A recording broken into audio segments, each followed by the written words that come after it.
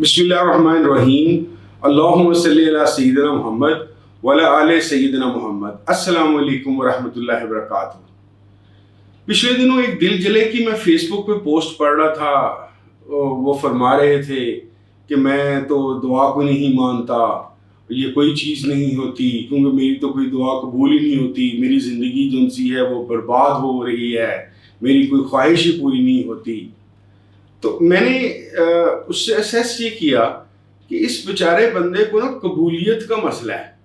मुझे याद है मेरे शेख साहब ना एक बात हमें बहुत समझाते होते थे शुरू दिन से, और मुझे भी ये ख़ास तौर पे उन्होंने समझाई बात कि अल्लाह ताला से ना शर्त नहीं लगाते।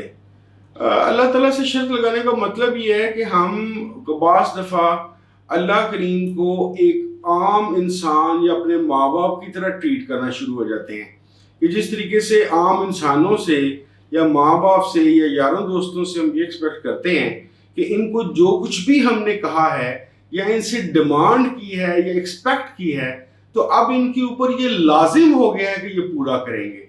अल्लाह अल्लाह अल्लाह करीम की जो ज़ात है, नौज़ुबिल्लाह इस्तग़फ़ार, उसको पाबंद नहीं किया जा सकता। दुआ जो सी है वो एक आजिज़ी और इनकसारी से रिक्वेस्ट है, मिन्नत है।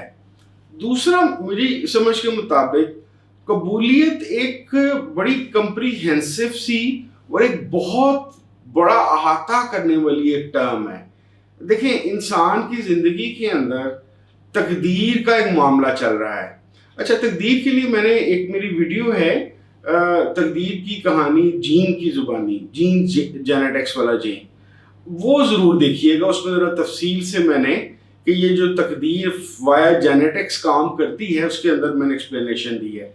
यहाँ मुख्तसर मैं ये बता दूँ कि इंसान की लाइफ के अंदर अगर आप मजहबी या इल्हामी तकदीर को नहीं भी फ़िलहाल मानना चाह रहे, तो जहाँ आप पैदा हुए, जो आपका रंग है, जो आपका कद है, जो आपके बहन भाई हैं, जो आपका शहर है, आपके मुल्क के जो सियासी और मुआशी और माशरती हालात हैं, ये आपके इख्तियार में नहीं थे। यहाँ पे आपकी फ्री विल ने काम नहीं किया, बल्कि इन सब ने मिलजुल कर आपको एक स्पेसिफिक एनवायरनमेंट दी है जिसके अंदर आप मूव करते हैं।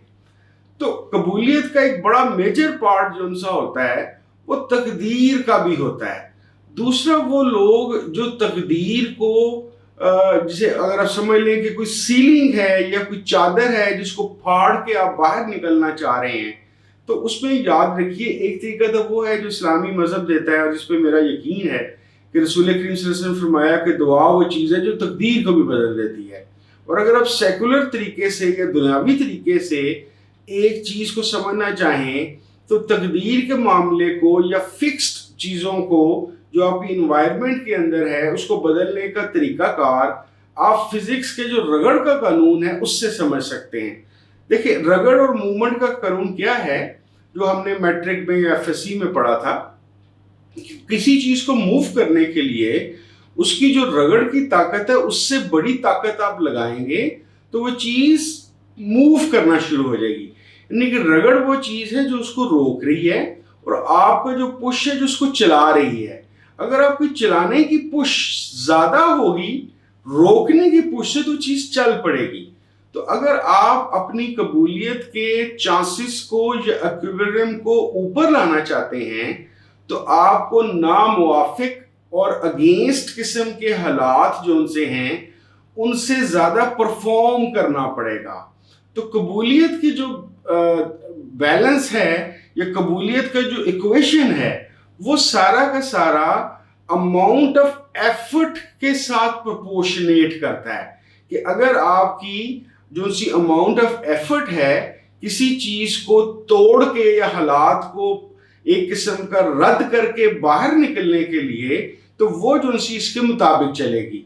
तो आप कोशिश कीजिए कि दुआ के इस पहलू और इस कबूलियत के इस पहलू के ऊपर भी गौर कीजिए। बहुत शुक्रिया। अस्सलाम वालेकुम व रहमतुल्लाहि व बरकातुहू।